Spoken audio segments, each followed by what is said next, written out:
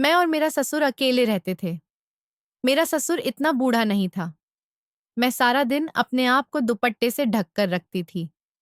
काम करने के दौरान कई बार ऐसा होता कि दुपट्टा गले से उतरकर नीचे हो जाता।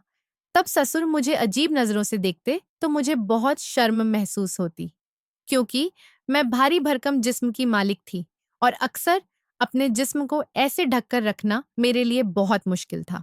ससुर को रात का खाना देकर मैं अपने कमरे में दरवाजा बंद करके सोने लेट जाती, लेकिन जब सुबह उठती तो बेडशीट पर सफेद दाग लगे थे। मैं शादीशुदा थी और अच्छी तरह जानती थी कि यह दाग किस चीज के हैं, लेकिन आखिर कौन मेरे कमरे में आकर यह सब कर जाता था, क्योंकि मैं तो दरवाजा बंद कर देती थी। अब यह रोज होने लगा था। ससुर का रवैया अब मेरे साथ बहुत अजीब सा हो गया था। वह मेरा ऐसा ख्याल रखते थे जैसे कोई अपनी पत्नी का रखता है।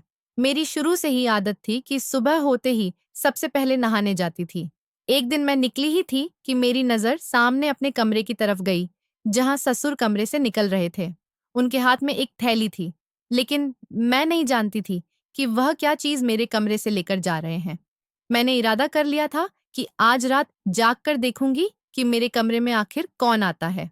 मैंने जानबूझकर कमरे का दरवाजा खुला छोड़ दिया और नाइट सूट पहनकर लाइट बंद करके बेड पर लेटी रही और सोने की एक्टिंग करने लगी। बिल्कुल खामोश थी।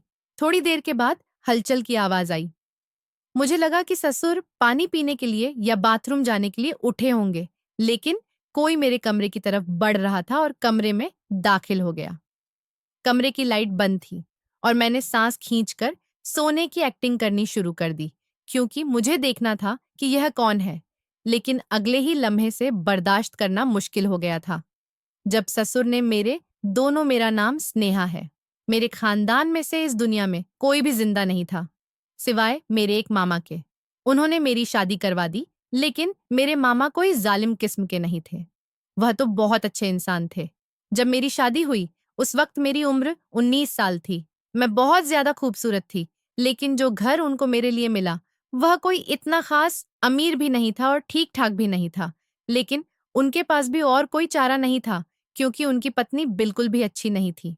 कोई भी अच्छा रिश्ता आता तो वह कहती थी कि अपनी बेटी के बारे में सोचो, इस स्नेहा को बस जल्दी जल्दी घर से निकाल दो, नहीं तो मेरी बेटियों के रिश्ते भी नहीं होंगे। क्योंकि जो भी घर आता था वह मुझे ही पसंद कर लेता था। मैं बहुत ज्यादा खूबसूरत थी और मेरी मामी की बेटियां बहुत ही मोटी और काली सी थीं, लेकिन उनका रवैया मेरे साथ इतना बुरा नहीं था। सब कुछ ठीक था। बस कभी कभी मामी को इसी बात पर गुस्सा आता था कि रिश्ता मेरी बेटियों के लिए आता है, लेकिन पसंद इसको करके चले जाते हैं। ऐसा भी होने लगा कि जब रिश्ता आता तो वह मुझे छिपा देती। बस फिर मामू ने तंग आकर जो भी रिश्ता मिला फौरन मुझे भेज दिया। कोई पूछताछ भी नहीं की और ज्यादा कीड़े भी नहीं निकाले। जिस घर में मेरी शादी हुई थी, उसमें कोई भी नहीं था। मेरा पति दूसरे शहर में काम करता था, जो यहाँ से एक दिन की दूरी पर था, इसलिए वह बार बार नहीं आ सकता था, लेकिन 4 महीने बाद एक हफ्ते के लिए आता था। मैंने कहा कि चलो शुक्र है बाहर का मुल्क तो नहीं है, वरना तो 2-2 साल में एक चक्कर लगता। घर में कोई नहीं था, सिवाय मेरे ससुर के। मेरे ससुर ने कहा कि तुम्हें परेशान होने की कोई जरूरत नहीं है। मेरा ससुर बहुत अच्छे थे और वह वाकई बहुत ज्यादा अच्छे थे। मेरा बहुत ख्याल भी रखते थे। शादी के 2 हफ्ते बाद मेरे पति ने कहा कि मुझे जाना होगा। मैंने सिर्फ 2 हफ्ते की छुट्टी ली थी। मैंने भी उसे भारी दिल से विदा कर दिया। उसका नाम राजेश था और मेरे ससुर का नाम मोहन था। ससुर भी काम पर जाया करते थे। सुबह सुबह उनको नाश्ता बनाकर देती और वह काम पर चले जाते। उन्होंने कहा कि घर को अंदर से बंद कर लेना। कोई भी आए तो दरवाजा ना खोलना। जब मैं आऊंगा तो पहले पूछना कि कौन है। मैं तुम्हें बताऊंगा कि मैं हूं, उसके बाद ही दरवाजा खोलना। वह मुझे बहुत प्यार करते थे, बेटी की तरह। मेरे नाज और नखरे उठाते थे। मेरे सर पर हाथ रख और वापसी पर मेरे लिए आइसक्रीम लेकर आया करते थे। मैंने कहा कि इसकी क्या जरूरत थी, तो कहने लगे कि अभी अभी शादी हुई है तुम्हारी, थोड़ी तो सेवा करनी पड़ेगी। आज मेरी पत्नी जिंदा होती तो मेरी कोई बेटी होती तो तुम्हारा उसके साथ वक्त गुजर जाता, पर क्या करें, जब वह इस दुनिया में ही नहीं रही तो मैंने कहा कि कोई बात नहीं, आप हैं तो ना। इसी तरह वह रोज मेरे लिए कोई ना कोई चीज लाए ही करते थे, लेकिन एक बार तो कुछ ऐसा ले आए जिसकी उम्मीद नहीं थी और मैं थोड़ी हैरान भी हुई। मेरा पति सिक्योरिटी का काम करता था, इसलिए उसे दिन भर फोन करने की इजाजत नहीं होती थी। रात को 10 मिनट के लिए मुझसे बात करता था, लेकिन इतना थका होता कि बात करते करते ही सो जाता। तो मुझे यह बात अच्छी नहीं लगती थी, क्योंकि मैं पूरा दिन इस 10 मिनट के लिए इंतजार करती रहती थी। लेकिन उसकी भी मजबूरी थी। वह पूरा दिन गर्मी में धूप में सिक्योरिटी पर खड़े खड़े थक जाता था। कहता था, यह बहुत बड़ी अपार्टमेंट है, लेकिन बड़ी खतरनाक जगह है, जहां पर इस तरह की चीजें बनती हैं जिसमें कभी कभी आग लग सकती है। इसलिए तो अच्छे पैसे मिलते हैं। इस नौकरी के नहीं तो तुमसे कभी भी इतना दूर नहीं रहता। लेकिन एक दिन बुरी खबर मुझे मिली कि मेरा पति इस दुनिया से चला गया है। जिस बिल्डिंग के सामने वह काम करता था, उस बिल्डिंग में आग लग गई और वह भी इस दुनिया में नहीं रहा। मेरे लिए यह सदमा बहुत बड़ा था। मैं शादी के 4 महीने बाद ही विधवा हो गई थी। मेरे मामू ने कहा कि वापस चलो, तो मेरी मामी ने शोर मचा दिया। उन्होंने कहा कि यह तो शादी के 4 महीने बाद ही विधवा हो गई है। मनहूस है इसकी। मनहूसिया का साया मेरी बेटियों पर पड़ जाएगा। हमारे घर में जब तक यह थी तब तक कुछ अच्छा नहीं था। जैसे ही निकली तो हमारे घर में सभी चीजों की सुविधा भर गई। तो अब इसको वापस नहीं आने दूंगी। मजबूरी में मैंने फैसला किया कि मैं अपने ससुराल में ही रहूंगी। मेरे मामू ने कहा कि फिक्र मत करो। आजकल तो विधवा औरत, तलाकशुदा लड़कियों की शादी हो जाती है। कोई ना कोई मिल जाता है। तुम्हारे लिए कोई और रिश्ता तलाश करूंगा। लेकिन मैं शादी नहीं करना चाहती थी, क्योंकि मुझे मेरे पति की बहुत याद आती थी। अब मेरे ससुर अब काम से जल्दी वापस आ जाते थे और एक दिन मैंने देखा उनके पास एक लाल रंग की बेडशीट थी। कहने लगे कि बेटा, यह बिछाकर सोना। मैंने कहा कि ठीक है, लेकिन मुझे उनसे यह पूछना चाहती थी कि मैं यह बिछाकर क्यों सोऊं। उन्होंने तो इतना कहा कि तुम्हारे लिए लाया हूं, अपने बिस्तर पर बिछा लो। मैंने कहा कि घर के लिए लाए होंगे। वैसे भी इस घर में कोई इतनी ज्यादा चीज नहीं थी और मुझे दहेज देने वाला भी कौन था। लेकिन हैरत मुझे तब हुई जब सुबह मेरे ससुर ने कहा, वह बेडशीट मुझे वापस कर दो। मुझे लगा कि शायद उन्होंने रखने के लिए दी थी। मैंने कहा, लेकिन मैंने तो बिस्तर पर बिछा दी थी और मैं उस पर सो भी गई थी। उन्होंने कहा कि कोई बात नहीं, अच्छा किया जो उस पर सो गई, लेकिन अभी मुझे वापस करो। मैं वह बेडशीट उठाई और अपने ससुर को वापस दे दी। उन्होंने थैली में डाल ली और अपने साथ ले गए। देखने में तो नहीं लग रही थी, लेकिन शायद महंगी ले आए थे, इसलिए वापस करने चले गए थे। मैंने भी कुछ ज्यादा सवाल जवाब नहीं किया और बेडशीट वापस कर दी। मुझे मेरे पति की बहुत याद आती थी, लेकिन आज रात को मुझे बहुत अच्छी नींद आई, जबकि पिछले कुछ दिनों से मैं सारी रात रोती रहती थी। रो रो कर तबीयत खराब हो गई थी। ऐसा लगता था कि सब झूठ है। अभी वापस आ जाएगा मेरा पति और आकर कहेगा कि वह खबर झूठी थी। मैं तो बिल्कुल ठीक हूँ, मुझे तो कुछ नहीं हुआ है, लेकिन यह तो सिर्फ मेरा दिल को तसल्ली देने की बातें थीं। ना इस तरह थोड़ी ना कोई वापस आता है। जिंदगी बड़ी बुरी है। इंसान के साथ इंसाफ नहीं करती और उससे ऐसी सूरत ए हाल में डाल देती है जिसके लिए वह तैयार नहीं होता। मैंने कब सोचा था कि मैं इतनी जल्दी विधवा हो जाऊंगी और मेरा पति, जिसके साथ मैंने सिर्फ 2 हफ्ते गुजारे थे, इस दुनिया से चला जाएगा। एक उम्मीद बाकी थी कि शायद मैं गर्भवती हो जाऊं। मेरे पति को गए हुए अब भी सिर्फ 1 महीना ही हुआ था। कुछ दिन और गुजर जाते हैं तो शायद मुझे पता चल जाता कि मैं माँ बनने वाली हूँ या नहीं, क्योंकि जब मेरा पति वापस गया तो उसके 2-3 दिन पहले वह मेरे साथ था। लेकिन जब वापस गया तो उसके 2-3 दिन बाद यह खबर आ गई थी कि वह इस दुनिया में नहीं है। इसलिए मेरे पास एक उम्मीद तो थी। रात को ससुर वापस आए तो उनके पास फिर से बेडशीट थी। कहने लगे कि यह बिछा लेना। मैंने कहा, क्या बात है, आप वापस देने क्यों चले गए? तो कहने लगे, जिस दुकान से ली है। एक दोस्त ने कहा कि मैं भी उसी दुकान से ली थी, पर मैंने तो सस्ती ली थी, आपने महंगी ली है, तो मैं वापस लेकर झगड़ा करने चला गया था। लेकिन फिर उसने मुझे 300 वापस कर दिया। तुम भी जाकर सो जाओ, कोई प्रॉब्लम नहीं है। वही हुआ जिसका मुझे भी अंदाजा था। मैंने कहा कि ठीक है। मैंने फिर से बेडशीट बिछा ली और मैं सो गई। ऐसी सोई कि सुबह ही मेरी आंख खुली, लेकिन सुबह मेरी तबीयत बहुत अजीब हो रही थी। मुझे लगा कि मैं माँ बनने वाली हूँ। तभी मुझे इस तरह से चक्कर भी आ रहे हैं और बदन भी दर्द हो रहा है। लेकिन सुबह जब नाश्ता बना रही थी तो ससुर ने फिर से कहा कि बेडशीट वापस कर दो। मैं हैरान रह गई। अभी मैं उनसे कुछ पूछना चाहती थी, तो उन्होंने कहा कि मेरे पास टाइम नहीं है, जल्दी जल्दी वापस ले आओ। मैंने जल्दी से वापस कर दी और बिना कोई जवाब दिए ससुर बाजार चले गए और कहने लगे कि बहुत काम है, मुझे तुम अपना ख्याल रखना। मैंने सोचा कि यह क्या हो रहा है, कभी वापस करवा देते हैं, कभी ले आते हैं, पता नहीं क्या कर रहे हैं। बूढ़े लोगों की हरकतें अजीब होती हैं कि लोगों की बातों में आ जाते हैं। अगर बेडशीट ले ही ली है तो रख लेनी चाहिए। चुप करके 100-200 में क्या फर्क पड़ता है? आजकल 200 में तो एक टाइम का खाना भी नहीं बनता है। लेकिन मेरे ससुर को कौन समझाता? मेरी तबीयत पूरा दिन खराब रही और मैं खुश होती रही कि मैं माँ बनने वाली हूँ, क्योंकि इस तरह मुझे बात का यकीन हो जाता कि मेरे पास मेरे पति की कोई ना कोई निशानी हो जाएगी। मैंने सोच लिया था कि अगर बेटा हुआ तो मैं उसका नाम अपने पति के नाम पर रखूंगी। इस तरह राजेश मेरी जिंदगी में वापस आ जाएगा। कोई तो होगा जिसको मैं अपना कह सकूंगी, वरना इस दुनिया में मेरा था ही कौन। एक पति था, वह भी इस दुनिया से चला गया। मेरे ससुर ने तो रूटीन बना ली थी। वह रात को मुझे चादर देते और सुबह मुझसे मांग लेते, और मुझे इतनी ज्यादा नींद आती कि मुझे अपना होश ही नहीं रहता था। मैंने कहीं से सुना था कि जब औरत माँ बनने वाली होती है तो उसे बहुत ज्यादा नींद आती है। इसलिए मेरा मन इन चीजों की तरफ लगा हुआ था। पर एक हफ्ते बाद हुआ, मैं माँ नहीं बनने वाली थी। मेरे पति की मेरे पास कोई निशानी नहीं थी। मुझे बहुत ज्यादा अफसोस हो रहा था। रो रही थी। ससुर से यह बात नहीं की, पर उन्होंने कहा, क्यों रो रही हो? तो मैंने कहा कि नहीं, कुछ नहीं। मैंने कहा, राजेश की याद आ रही है।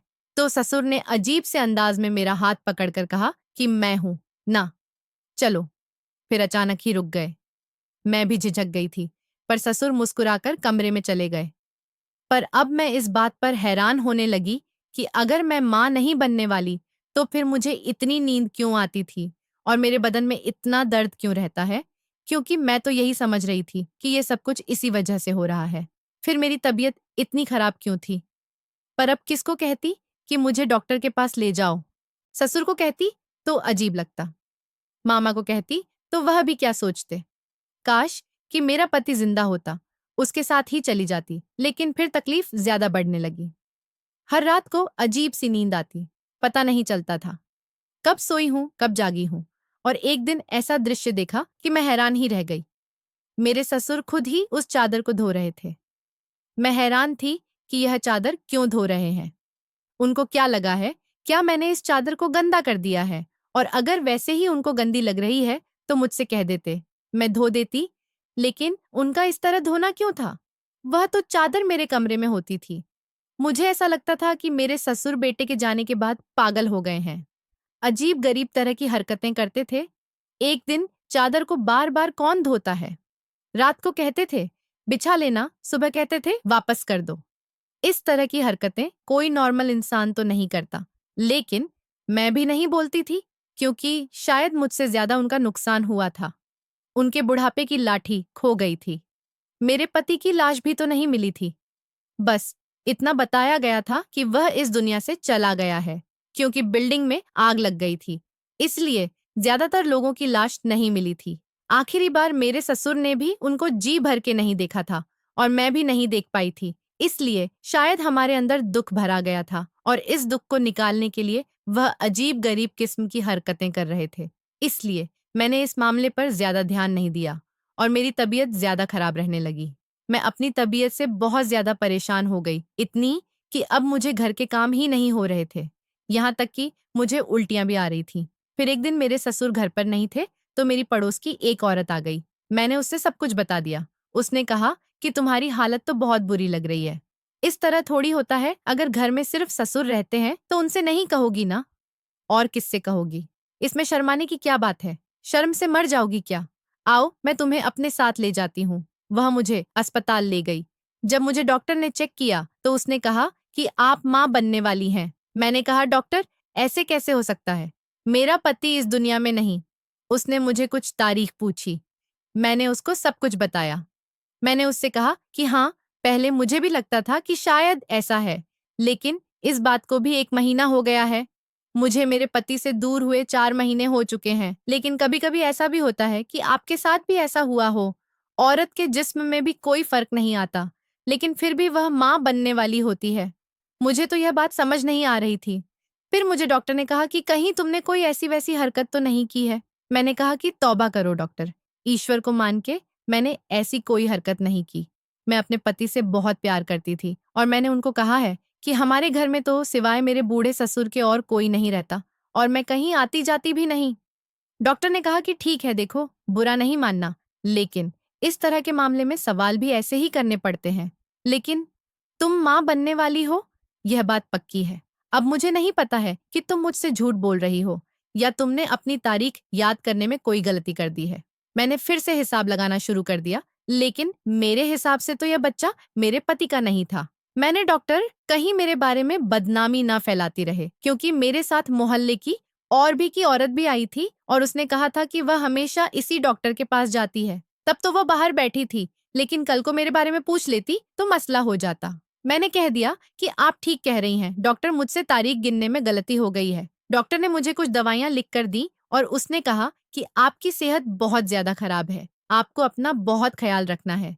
पर मैं ये सोचकर हैरान थी कि यह बच्चा किसका है, मेरे साथ क्या हो रहा था। जब से मेरा पति इस दुनिया से गया था, एक ही हरकत मेरे साथ बहुत ज्यादा अजीब हो रही थी, जिनका ताल्लुक मेरे ससुर के साथ था। एक तो वह चादर वाली बात और दूसरा मुझे ऐसी बेहोशी वाली नींद का आना, जबकि मैं तो इतनी परेशान रहती थी। मेरे दिमाग में इतने सारे दुख भरे थे, तो मैं इतनी सुकून से कैसे सो सकती थी। इंसान नॉर्मल जिंदगी गुजारता है तो भी आजकल उसको सुकून की नींद नहीं आती, और यहाँ मेरा हमसफर इस दुनिया से चला गया था और मैं ऐसे घोड़े बेचकर कैसे सो रही थी।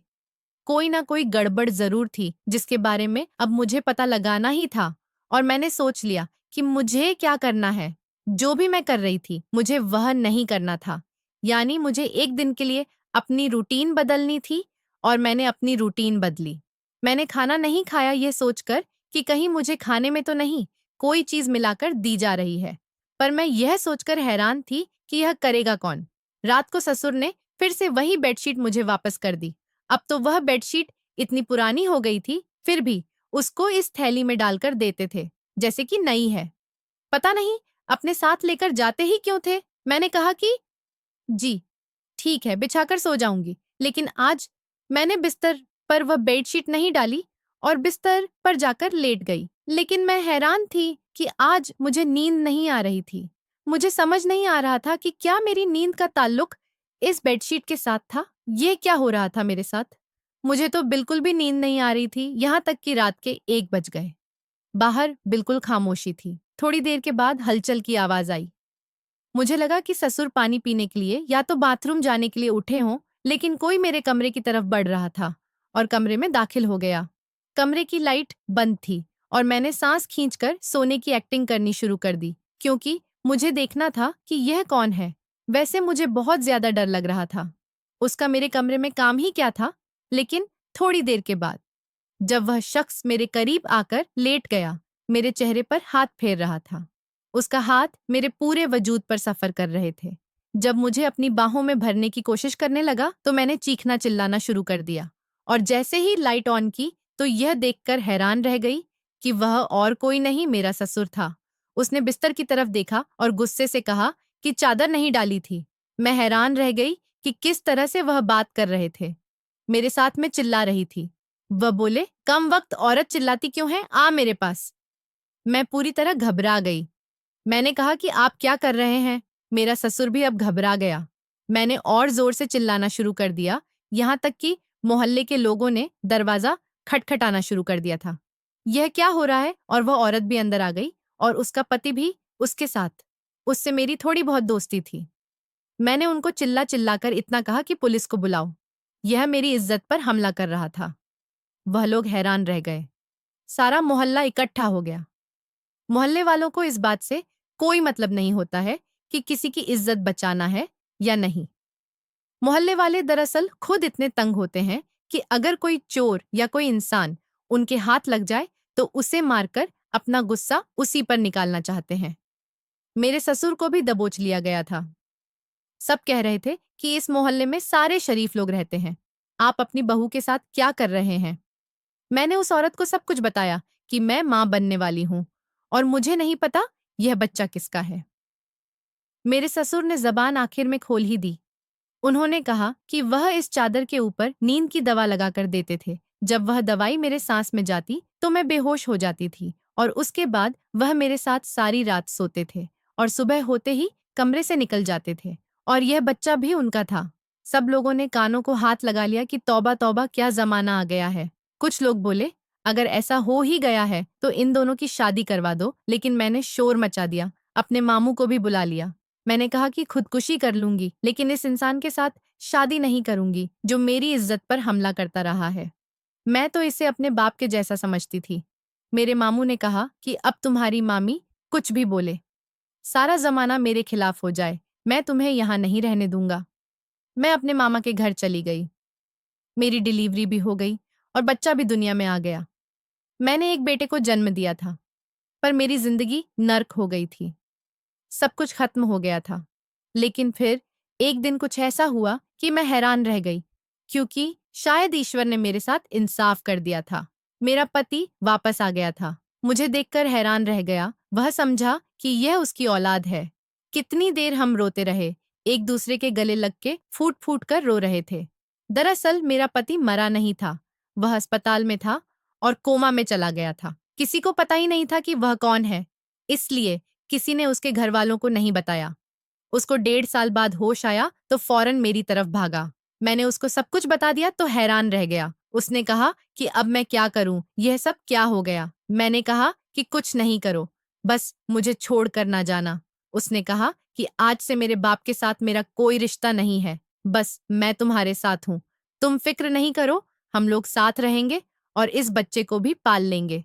अभी भी ऐसा लगता है कि या तो वह बुरा सपना था जिसको मैं गुजार रही थी, या फिर यह कोई अच्छा सपना है जिसको मैं गुजार रही हूं कि मेरा पति वापस आ गया। बस अब मैं इस सपने से जागना नहीं चाहती। मैं अपने पति के साथ ही रहना चाहती हूँ, लेकिन बस एक मसला है। आप ही बताएं, क्या मुझे ससुर से हुए बच्चे को जन्म नहीं देना चाहिए था, या मैंने उसे जन्म देकर सही किया? आशा करती हूँ आपको हमारी कहानी अच्छी लगी होगी। अगर आपको हमारी कहानी अच्छी लगी तो वीडियो को लाइक एंड शेयर करें, चैनल को सब्सक्राइब करें। वीडियो देखने के लिए आपका धन्यवाद।